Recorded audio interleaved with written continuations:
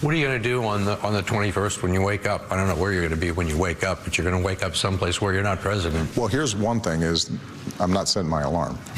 That I'm certain of. That I'm absolutely positive of. I'm going to spend time with Michelle.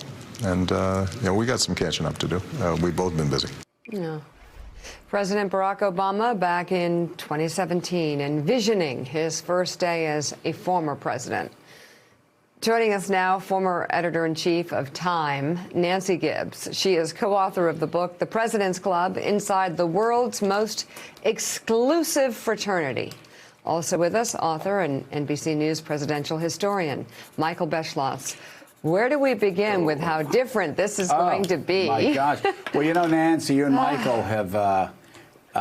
you just really have written the book. You've written the book on the President's Club. It's extraordinary. And what I found so interesting is that whether it was a transfer of power between Truman and Ike, whether it was the very funny, in parts, unintentionally funny transfer between Ike and JFK, I mean, you name it. People that don't especially like each other or even respect each other have figured out a way to do this with the grace and the dignity that the Obamas showed, that Truman showed, that Eisenhower showed, that every president has shown, that the Carters, my God, the Carters were heartbroken, but were so dignified when the Reagans came into office. Yep. So this really is a breach.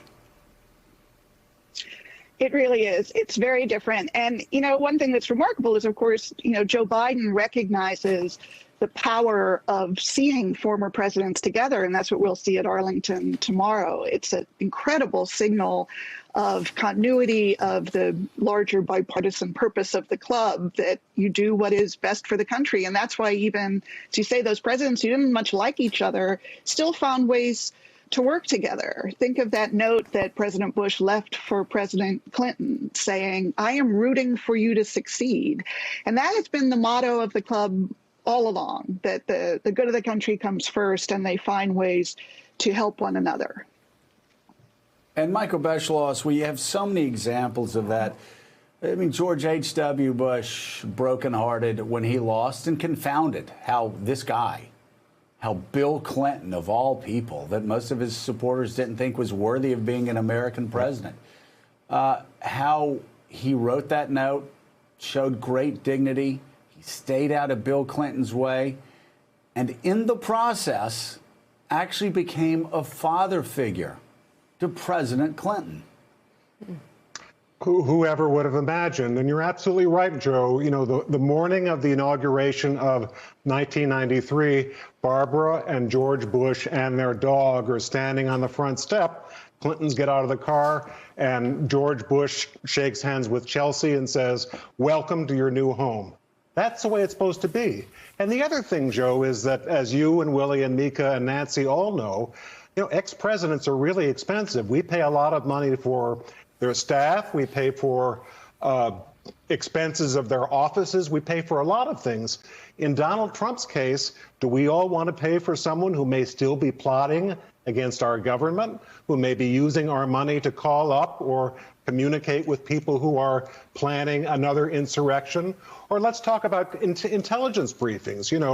As Nancy has written, Nixon used to send Al Haig, his chief of staff, down to Texas to brief LBJ personally about what was going on secretly in the Vietnam War.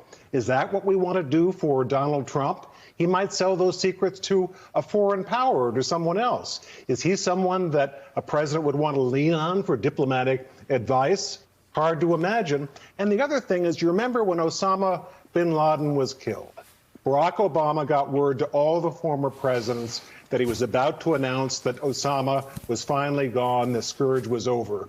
Are you really going to tell a secret like that to Donald Trump and expect him to keep that secret until the president speaks? God, no. I mean, sometimes you can't suspend disbelief.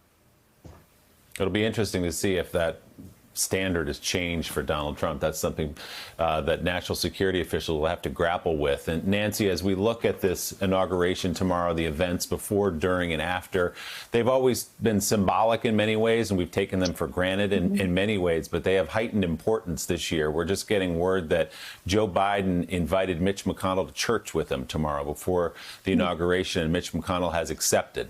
So we'll see Joe Biden and Mitch McConnell, someone who sort of went along for a while here after the election with the idea that it ought to be investigated whether or not Joe Biden actually was elected president.